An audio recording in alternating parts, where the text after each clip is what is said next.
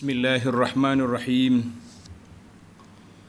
Alhamdulillahi rabbil alamin wassalatu wassalamu ala rasuli rabbil alamin nabiyyina wa habibina wa qudwatina Muhammad ibn Abdullah wa ala alihi wa sahbihi wa man sar ala nahdihi wa ihtada bihadihi wa istanna bisunnatihi ila yaumiddin, amma ba'du. Muslimin dan muslimat, para pelajar, para penonton, para jemaah sekalian, Assalamualaikum warahmatullahi wabarakatuh.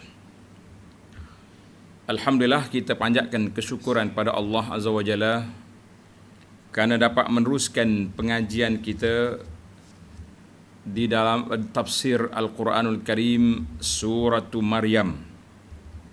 Surah Maryam, yakni surah yang ke-19, juzuk yang ke-16, tafsir pimpinan Ar-Rahman edisi Jawi, muka surat 620. Muka surat 620. Kita sambung kisah yang ketiga di dalam surah Maryam. Bermula dengan kisah yang pertama, iaitulah kisah Sayyidina Zakaria dan Yahya. Kisah yang kedua, Sayyidah Maryam dan Isa ibnu Maryam. Kisah yang ketiga yang kita akan baca pada kali ini, iaitulah kisah Nabi Allah Ibrahim Al-Khalil dan peristiwa yang berlaku terhadap baginda dan keluarganya. Jadi perbincangan kita pada kali ini iaitulah kisah Nabi Ibrahim, bermula dari ayat 41. Bermula ayat 41 sehingga ayat 50. 41 sehingga ayat 50. Ini cerita Nabi Ibrahim AS yang ada dalam surah Maryam. Kenapa tiba-tiba muncul Nabi Ibrahim di sini?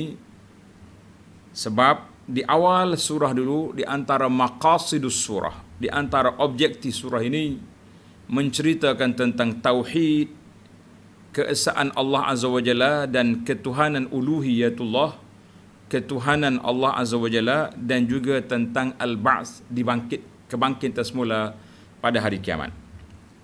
Maka dibawanya kisah dialog di antara Nabi Ibrahim dengan bapaknya yang cukup murni, cukup harmoni, tetapi begitulah suasana. Orang-orang yang tak boleh terima, penentang-penentang tetap tegar menentang, walaupun dibawa perbincangan dengan penuh kasih sayang, dengan penuh rahmat dan penuh penghormatan. Tidak jadi penghormatan, manusia ini dikira rahmat, dikira kasih sayang apabila bertepatan dengan nafsu dan kehendak dia. Kalau tak kena nafsu, tak kena kehendak dia, buatlah bahasalah setakat mana bahasa, kasih sayanglah setara mana kasih sayang, tetap perkara tersebut tidak akan tidak menjadi kasih sayang ataupun tidak mendapat tempat di hati mereka. Baik para jemaah sekalian, kita baca beberapa ayat sebelum kita pergi kepada penjelasan. A'udzu billahi as-sami'il 'alim minasy syaithanir rajim. Wadhkur fil kitabi Ibrahim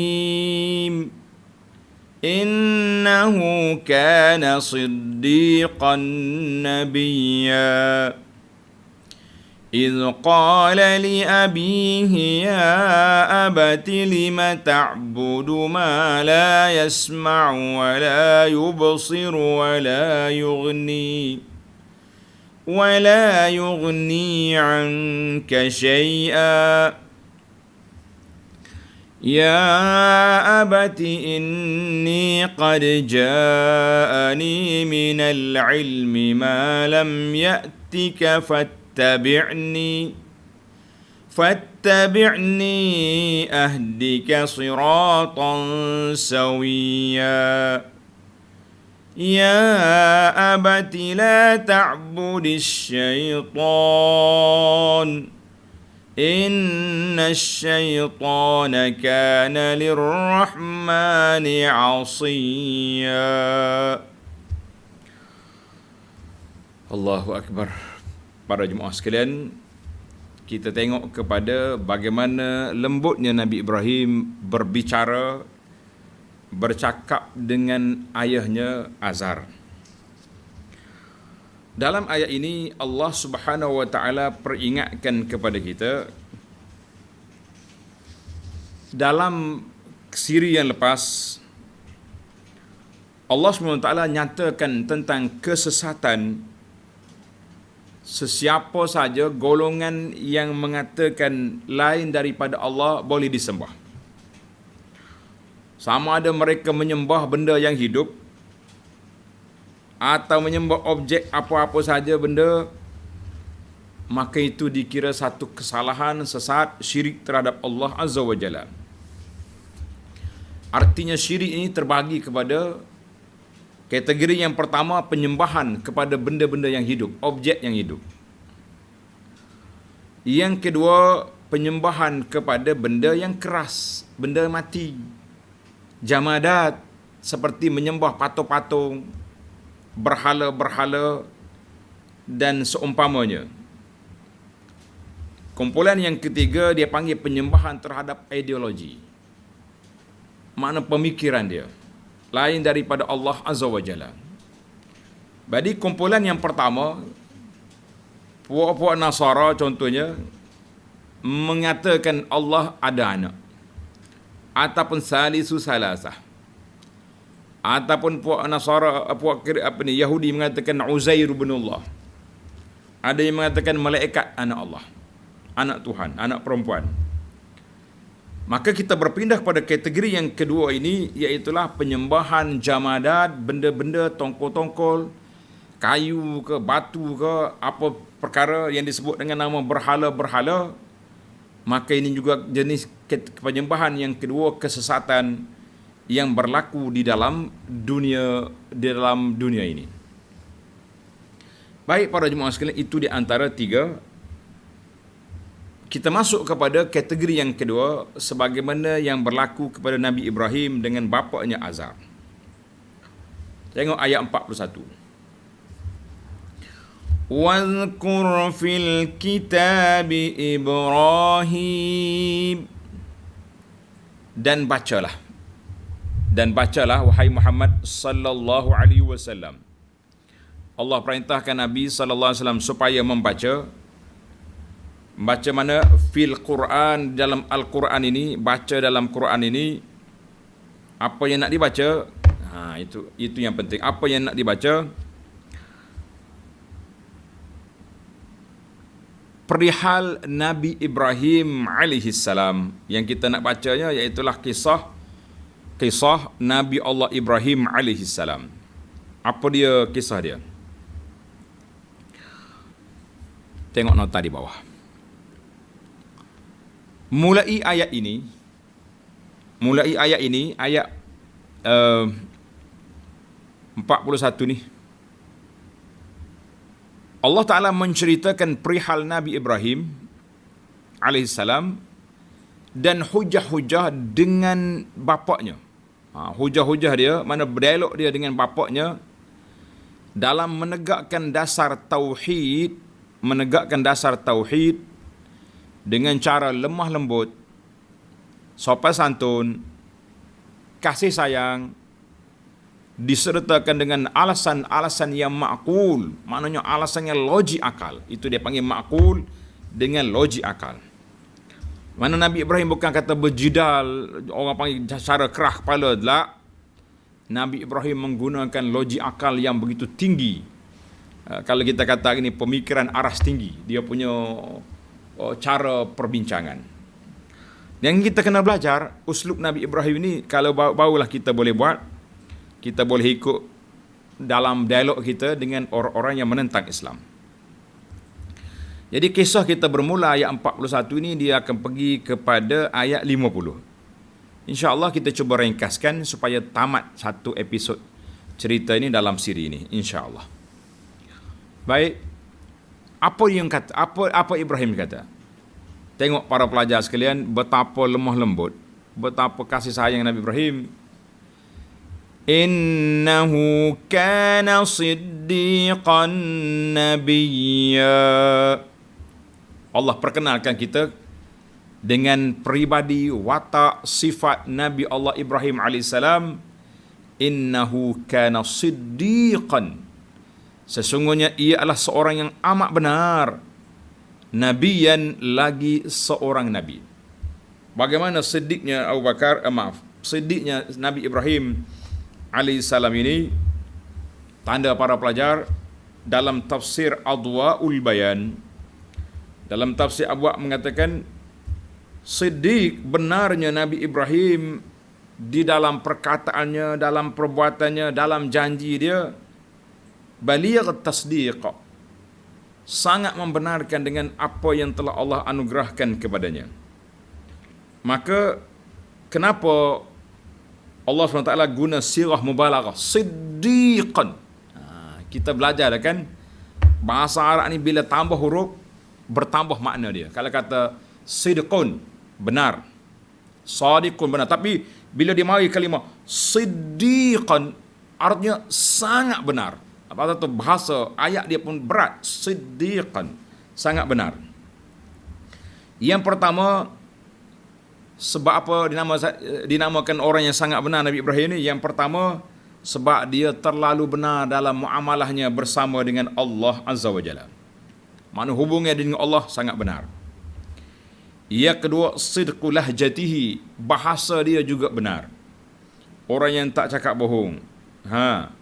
Sebagaimana Allah Ta'ala sebut dalam ayat surah An-Najmi ayat 37, wa Ibrahim alladhi waffa, Ibrahim yang sangat menunaikan janji. Yang ketiga, benar di dalam menunaikan tanggungjawab dia, arahan Allah Azza wa Jalla, sebagaimana dia telah melaksanakan tuntutan apabila Allah perintahkan kepada dia supaya sembelih anak dia.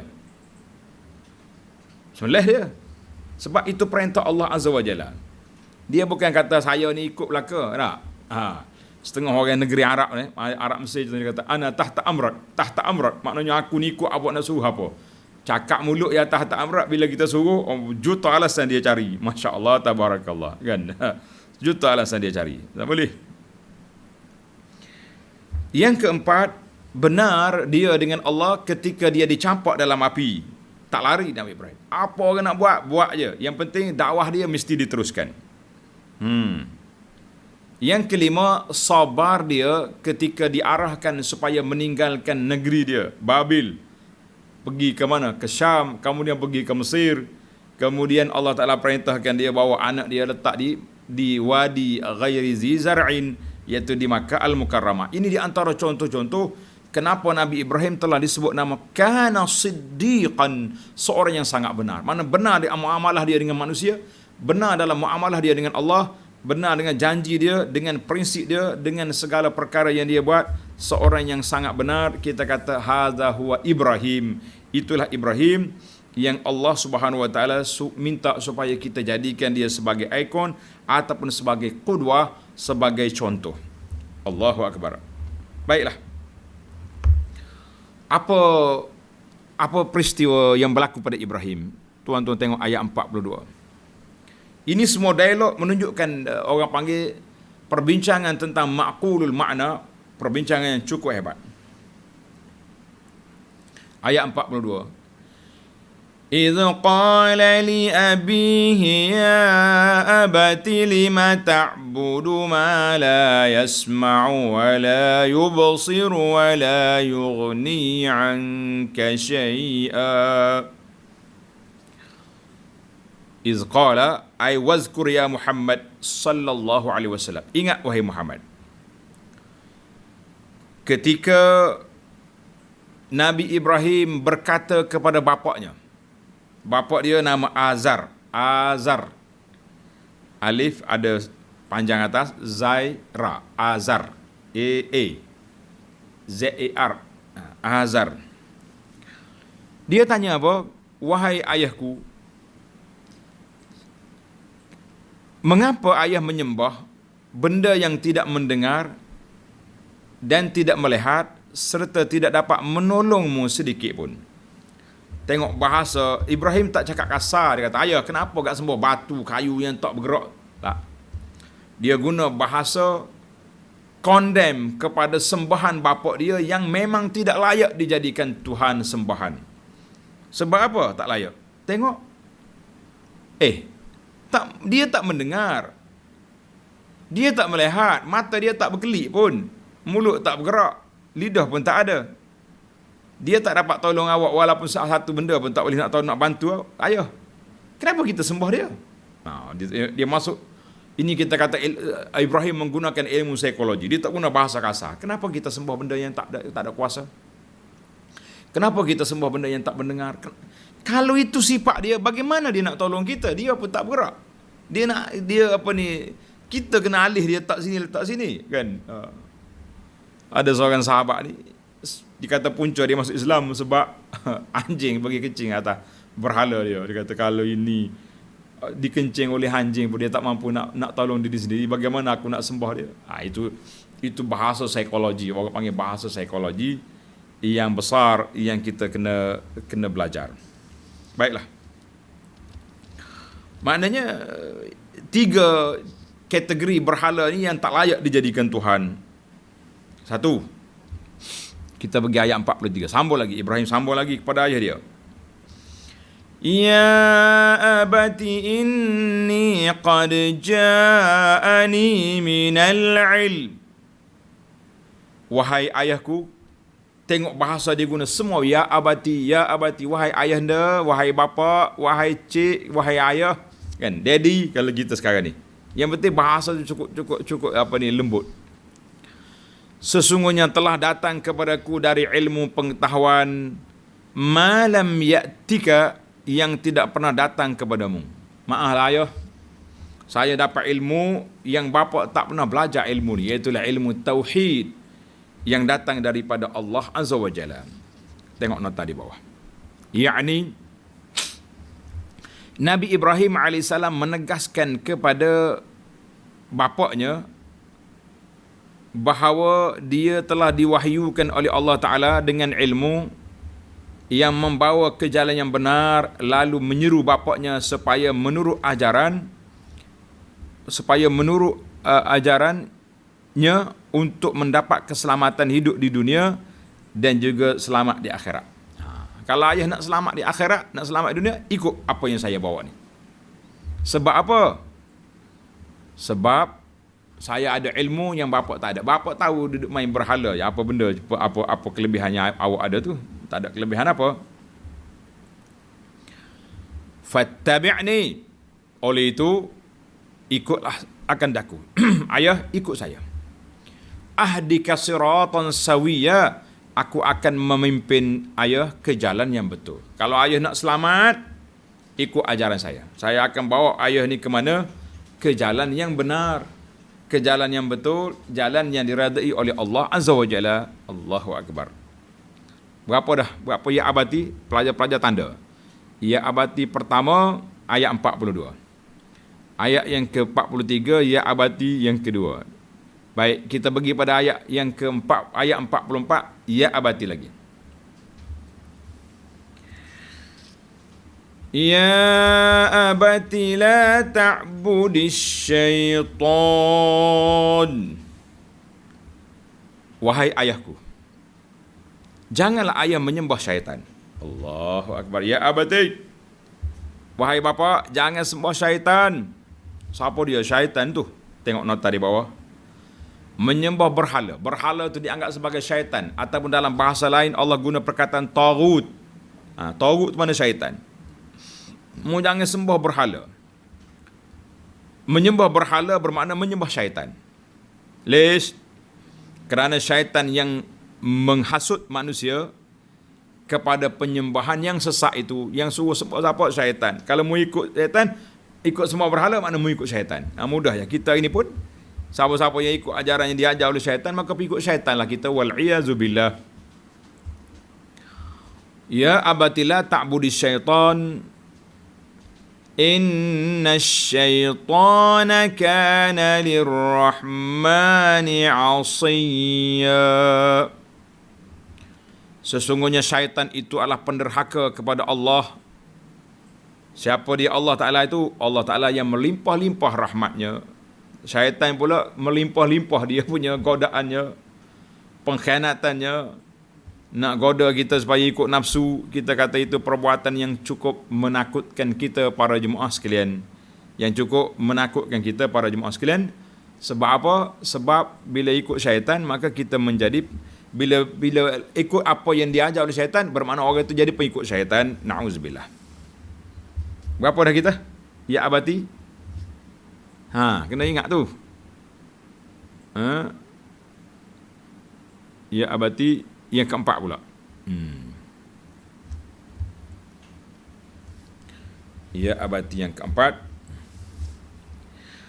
Ya abati inni akhafu an yamassaka azabun minar rahman fatakuna lisyaitani waliya.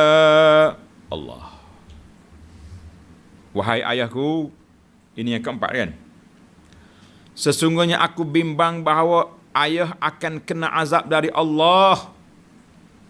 Allah tu bersifat dengan Ar-Rahman, kasih sayang dia. Tapi kalau kamu berhaka, kamu masih berdegil, tak mau dengar kata, tak ikut apa yang kita ajar, apa akan jadi? Kamu akan kena. Disebabkan oleh ayah menyembah yang lain daripada Allah. Oleh kerana ayah sembah lain daripada Allah, maka ayah kena azab. Jadi saya bimbang. Saya ni sayang kepada bapa. Tapi kalau bapa tak dengar kata juga, masih berkerah juga nak ikut syaitan, maka saya bimbang nanti bapa kena azab. Fatakuna lisyaitani waliya. Maka dengan sebab itu akan menjadilah bapa rakan, teman setia, kawan rapat, best friend kata orang bagi syaitan dalam neraka. Jadi saya bimbang. Saya sekarang ni nak bawa bapa keluar daripada kelompok popok syaitan. Nak bawa lari ayah daripada neraka.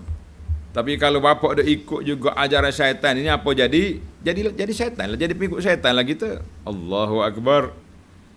Maka bila berikut syaitan, duduk sekali dengan dia dalam neraka, wal'iyazubillah, itu yang kita takut. Jadi Nabi Ibrahim menyatakan kebimbangan dia. Setelah beberapa kali Nabi Ibrahim menggunakan pendekatan yang lunak, ya abati, ya abati, ya abati, wahai bapa, wahai ayah, wahai daddy, kan bahasa kita sekarang. Patutnya ayah dia berlembut lah. Allah, Ibrahim, terima kasih lah, kerana Ibrahim telah dakwah ayah. Ibrahim telah nak menyelamatkan bapa. Ibrahim sepatutnya. Tapi terjadi yang tak sepatutnya. La ilaha illallah. Apa yang tak sepatutnya terjadi? Tengok ayat 46. Ini jawapan, ini respon, ini orang panggil jawapan kasih sayang daripada anak. Dia telah menerima jawapan yang begitu kasar daripada ayahnya sendiri. Ayah dia kata apa? Tengok ayat 46. Qala araghibun anta an alihati ya Ibrahim la illam tantahi la arjumannaka wahjurni maliya. Allahu Akbar.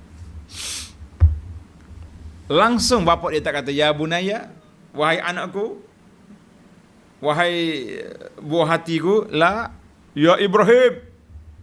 Celek mata, panggil nama Ibrahim. Engkau ingat kau dah besar.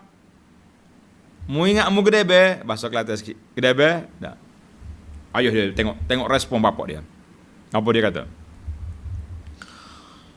Qala araghibun anta an alihati ya Ibrahim. Bapaknya menjawab dengan bahasa yang kasar, patutkah engkau benci akan Tuhan-Tuhanku? Ibrahim, patut kena hormat kepada pegangan bapa. Ini prinsip. Oh. Tok nenek moyang kita sudah berpegang dengan benda ni. Kenapa kau nak lari? Mula dah. Demi sesungguhnya. Yang tadi dia marah, jerkah. Ni Ibrahim tak suka, benci kepada Tuhan aku. Satu. Yang kedua, amaran. La illam tantahi la arjumannak. Demi sesungguhnya, jika engkau tidak berhenti daripada menyeru dan menasihatiku, masih lagi nak dakwah aku, masih lagi ganggu aku, masih lagi nak bagi nasihat lah kononnya kan, nak motivasi aku, apa jadi? La arjumannak. Sudahlah. La arjumannaka, sudah tentu aku akan melontarmu dengan batu. Aku akan rejam kamu dengan batu. La arjumannaka, dengan mana nak lontar, nak rejam, nak pukul Nabi Ibrahim dengan apa? Dengan batu. Sama ada engkau berhenti ataupun batu naik atas kepala. Nak mana? Sudah. Satu. Wahjurni maliya. Dan ingatlah, lebih baik Ibrahim, lebih baik engkau tinggalkan daku maliya, ay zamanan tawilan, sepanjang masa. Hidup jauh lah. Kalau mu tak boleh ikut aku punya prinsip, tak boleh ikut aku punya ajaran, uhjurni, tinggalkan aku. Jangan kacau. Ni kerja aku ni. Ayah dia duduk tempur berhala, Ibrahim dia duduk cakap, duduk dakwah, berhala ni tak bergerak. Berhala mata pun tak berkelip. Macam mana nak jadi Tuhan? Jadi terganggu kerja bapak dia. Ayah kata, uhjurni maliya, hidup jauh. Jangan duduk main kacau. Kalau kita kata pergi main jauh-jauh, tak usah duduk kacau aku sini. Itu bahasa dia lah kan. Jadi kalau mu nak selamat daripada aku, supaya aku tak lontarmu dengan batu, hidup jauh. Bahasa budak-budak kata, pergi main jauh-jauh. Jangan duduk kacau sini. Allahu Akbar. La haula wala quwwata illa billah. Ibrahim masih lagi berlembut. Masih lagi mencuba. Berusaha untuk selamatkan bapa dia. Tengok ayat 47. Patut Ibrahim kata, bahasa orang tua ni, orang cakap yang baik, dia cengeng mari pula. Tak. Dia bukan nak ikut, tapi Ibrahim lembut orangnya, sediqan. Ayat 47. Qala salamun alaik, sa'astaghfiru laka rabbi, innahu kana bi hafiyya. Nabi Ibrahim berkata, dia jawab balik ayah dia. Dia bukan tak jawab, dia jawab. Ya Ibrahim, qala li abihi. Nabi Ibrahim kata kepada ayah dia, salamun alaik, selamat tinggallah ayah. Selamat tinggal ya ayah. Sebab Allah Ta'ala ajar, bila kita berdebat dengan orang tak dengar kata, kita tinggalkan dia. Sebagian dalam surah Al-Furqan ayat 63, wa idza khatabahumul jahiluna qalu salama.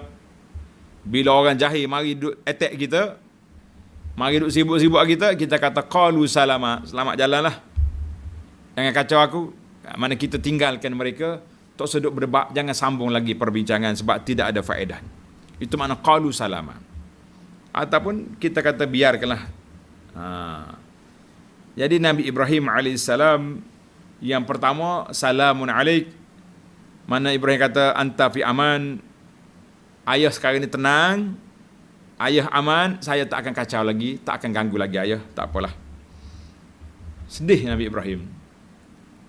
Yang kedua, Ibrahim kata, bagi tahu kepada ayah dia, sa'astaghfiru laka rabbi, aku akan memohon kepada Tuhanku mengampun dosamu. Yang kedua, saya nak minta dengan Allah Azza wa Jalla supaya mengampunkan dosa ayah. Allahu Akbar. Sa'atlubu laka min rabbi an yastura dzunubak, supaya Allah Ta'ala ampunkan dosa, tidak mengambil tindakan ke atas bapa. Jadi timbul lagi soalan jelas dah kepada kafir, kepada kita, pada Nabi Ibrahim ayah dia kafir, musyrik. Tapi kenapa dia boleh kata sa'astaghfirulaka rabbi? Aku nak minta ampun. Tanda pelajar-pelajar. Ada yang mengatakan doa Ibrahim supaya Allah Ta'ala beri hidayah kepada ayah dia. Dia doa supaya minta ayah dia diberi hidayah kepada tauhid. Bila dapat hidayah, automatik ayah dia mendapat keampunan. Sebab bila orang tu masuk Islam, digugurkan semua dosa-dosa dia yang lalu. Itu pandangan yang pertama. Kata Ibnu Katsir, tanda ni, Ibnu Katsir rahimahullah ta'ala kata dalam tafsir dia, wa qad istaghfara Ibrahim li abihi muddatan tawilah. Setelah ayah dia tak dengar kata, kan, maka Nabi Ibrahim berdoa kepada bapa dia berapa lama tempoh. Setelah dia berhijrah ke Syam dan bina Masjidil Haram, masih lagi, dan selepas dilahirkan Ismail dan Ishaq, Allahu Akbar, masih lagi. Sebab tu dalam pembinaan Kaabah dia kata, Rabbana ghfirli wali walidayya walil mu'minina yawma yaqumul hisab. Surah Ibrahim ayat 41. Dan umat Islam juga telah berdoa kepada kaum kerabat mereka yang kafir pada permulaan Islam. Permulaan Islam masing-masing sedih, ayah dia kafir, ayah tak mahu Islam, maka sahabat-sahabat berdoa untuk keluarga mereka. Wazalika iqtidaan bi Ibrahim al-Khalil. Masing-masing nak ikut gaya Ibrahim, doa kepada ayah dia, habis pakat berdoa untuk ibu bapa dia. Sebagaimana dalam surah Al-Mumtahanah ayat 4, dalam ayat qad kan lakum uswatun hasanatun fi Ibrahim. Contoh yang baik bagi kamu pada Ibrahim. Kecuali ketika Nabi Ibrahim minta ampun pada ayah dia, mu tak boleh ikut situ. Nabi Ibrahim pun sekejap ya, kan. Bila tabayyana lahu annahu aduwwul lillah tabarra'a minhu. Maka tengok dalam surah At-Taubah, tanda. Surah At-Taubah ayat 113-114, ma kana lin nabiyyi wal ladzina amanu an yastaghfiru lil musyrikin. Allah Taala tak benarkan bagi Nabi sallallahu alaihi wasallam dan orang-orang yang beriman minta ampun bagi orang kafir. Walau kanu uli qurba, walaupun anak-anak dia yang paling dekat, tak boleh. Mim ba'di ma tabayyana lahum annahum ashabul jahim, setelah dipastikan bahawa mereka itu mati dalam keadaan kafir. Macam Abu Jahal mati kafir, orang ni mati kafir, ini tak boleh lagi kita minta ampun. Oh, kita ikut Ibrahim. Ibrahim ada tempoh. Tengok ayat 114 surah Taubah. Wa ma kana istighfaru Ibrahim li abihi illa 'am maw'idatin wa'adaha iyyah. Tidak adalah istighfar Ibrahim kepada bapa dia itu kecuali menunaikan janji dia. Dia kata apa ni? Astaghfirulaka rabbi. Aku akan minta ampun pada Tuhan aku. Maka Ibrahim tunai janji. Falamma tabayyana lahu annahu aduwwun lillahi tabarra'a min.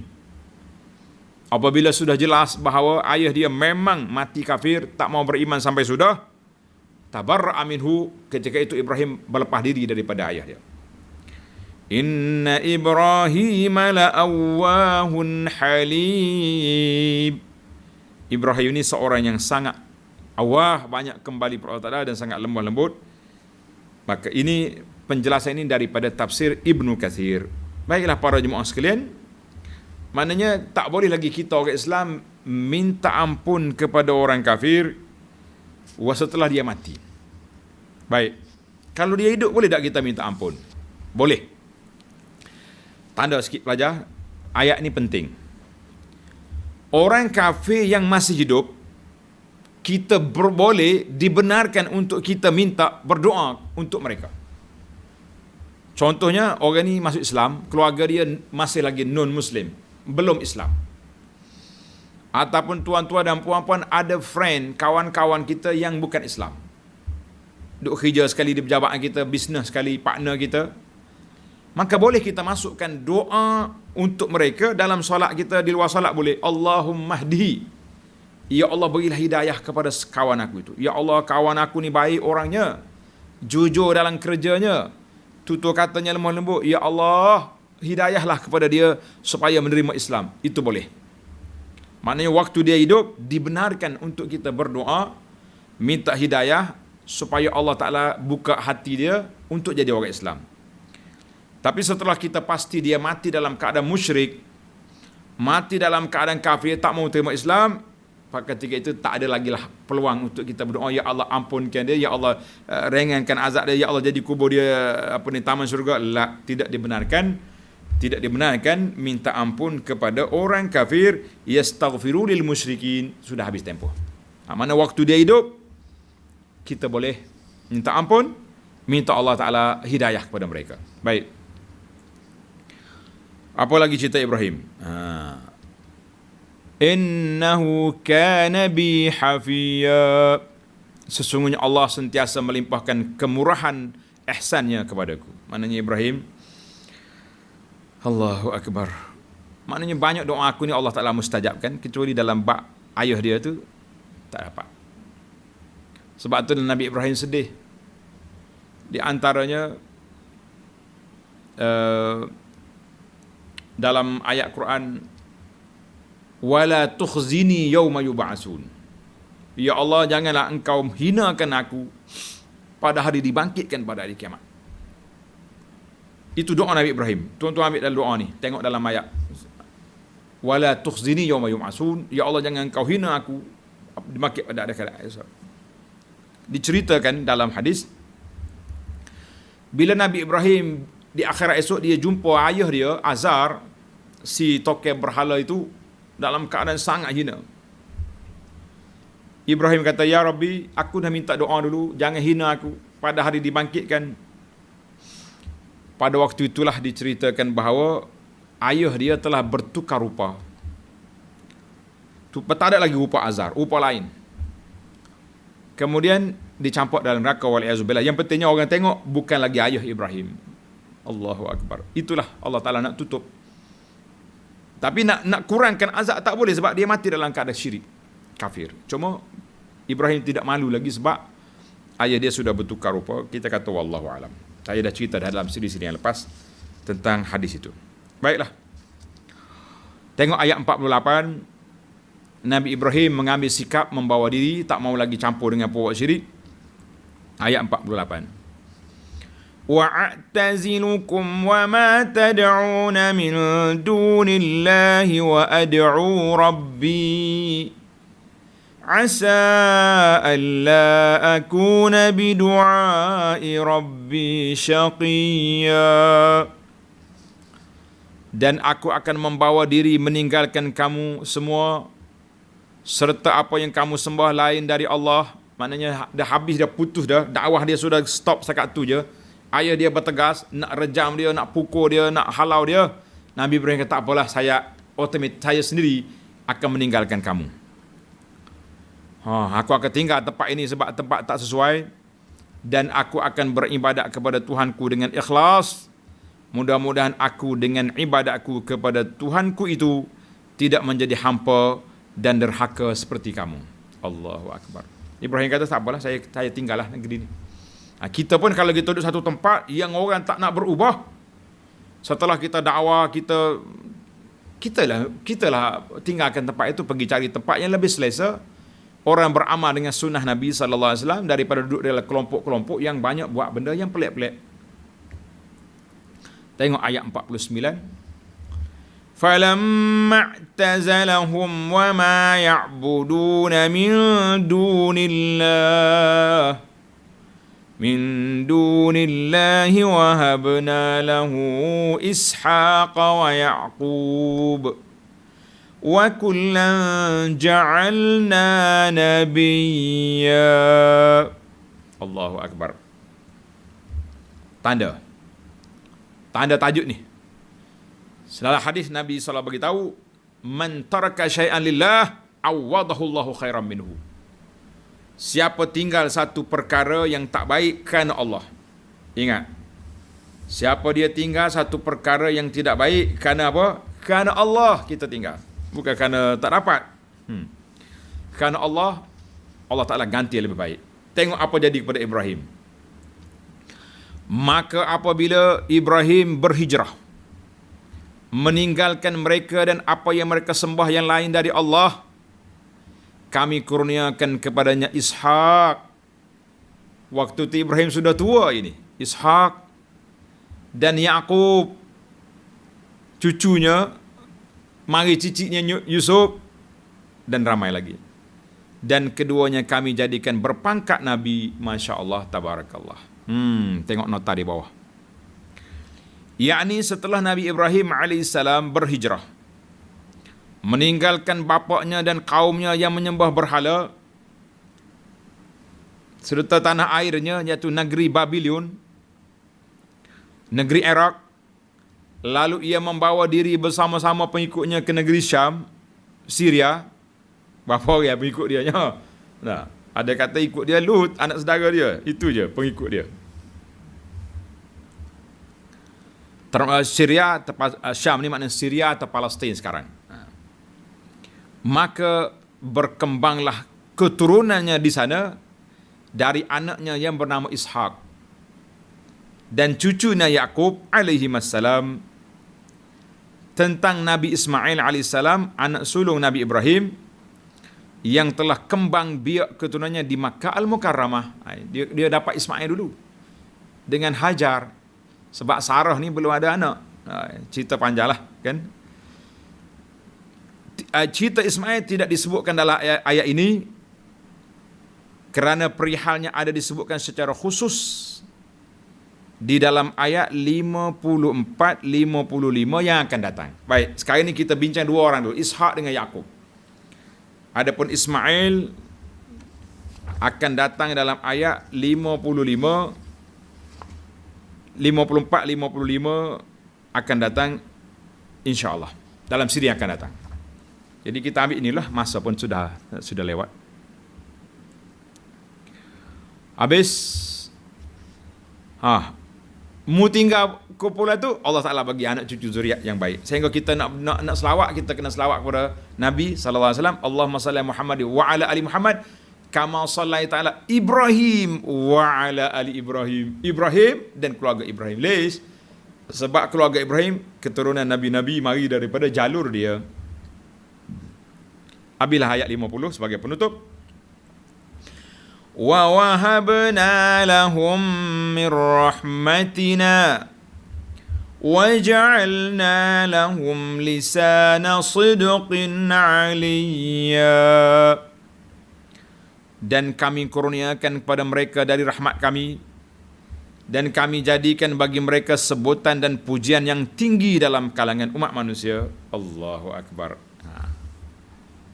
Allah wa wahabna lahu, kami beri kepada Ibrahim, Ishak, Yaqub, apa dia? Ibrahim dengan anak dia ni, cucu dia ni, semuanya mendapat ilman nafi'a, ilmu yang bermanfaat. Dapat ilmu bermanfaat. Wa a'malan salihan, amalan yang saleh, rezeki yang luas, zuriat yang ramai, kemuliaan dan keagungan, dan lain lagi kebanyakan kebaikan-kebaikan yang lain yang Allah anugerahkan kepada Nabi Ibrahim alaihi salam.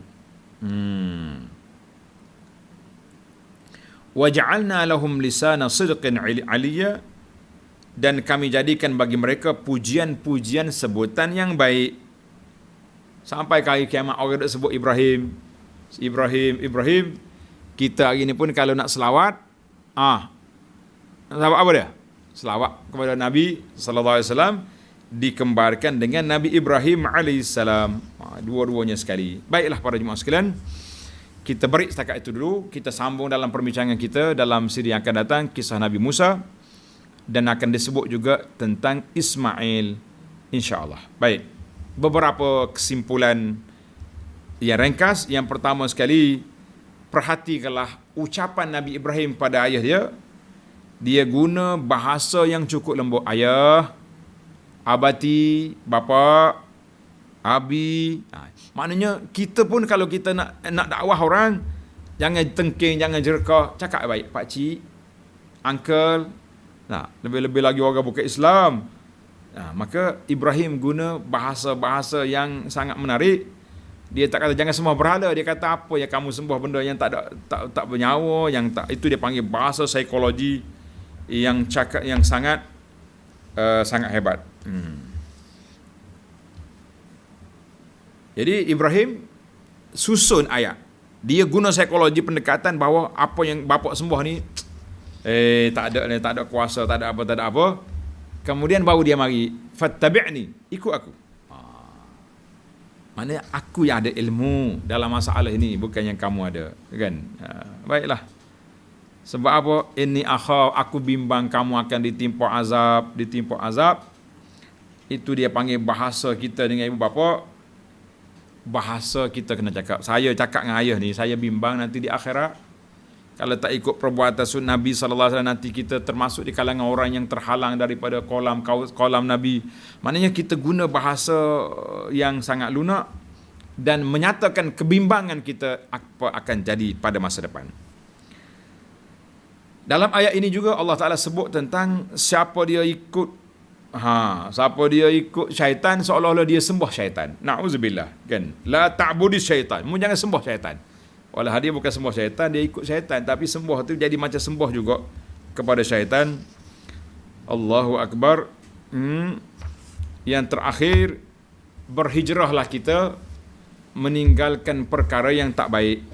Berhijrah kita meninggalkan apa? Meninggalkan perkara yang tak baik. Kata di sebahagian daripada hukama ni orang bijak pandai, ahli cerdik, dia kata apa?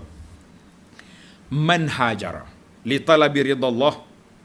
Siapa dia hijrah satu tempat, hijrah daripada prinsip yang tak baik, hijrah daripada akhlak yang buruk kerana mencari keridaan Allah Ta'ala, akramahullahu azza wa jalla fid dunya wal akhirah. Allah Ta'ala akan beri kemuliaan kepada dia di dunia akhirat. Sebagaimana Ibrahim meninggalkan kampung halaman semata-mata kerana Allah, maka Allah beri keturunan dia, zuriat dia yang begitu besar. Bapak dia nak rejam dia, Allah Ta'ala sebut Ibrahim sampai hari kiamat dengan kebaikan-kebaikan yang banyak. Kita kata setakat itulah yang kita dapat ambil kesimpulan. Kesimpulannya panjang, tapi insya-Allah kita sambung lagi dalam ayat 51 pada siri yang akan datang. Subhanakallahumma wa bihamdika asyhadu an la ilaha illa anta astaghfiruka wa atubu ilaik. Wa sallallahu ala nabiyyina Muhammad wa ala alihi wa sahbihi ajma'in walhamdulillahi rabbil alamin. Wassalamu alaikum warahmatullahi wabarakatuh.